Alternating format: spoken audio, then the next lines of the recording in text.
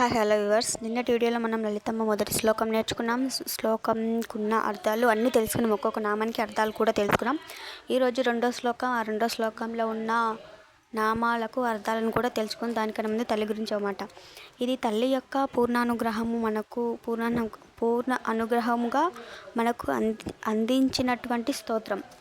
నామము అంటే పేరు. లలిత సహస్రనామ స్తోత్రము అనే ఒక మాట అంటున్నాం కదా, ఇది బాహ్యంలో అతి రహస్యమైన స్తోత్రం ఫ్రెండ్స్. ఇప్పుడు రెండో శ్లోకం నేర్చుకుందాం. ఉద్యద్భానో సహస్రాభ చతుర్బాహు సమన్విత రాగస్వరూప పాషాఢ్య క్రోధంకారంకుశోజ్వల.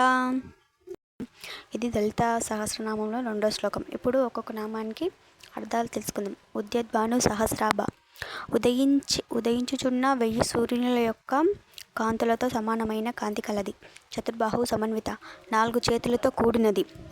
రాగస్వరూప పాషాఢ్య, అనురాగ స్వరూపముగా గల పాశములతో ఒప్పుచున్నది.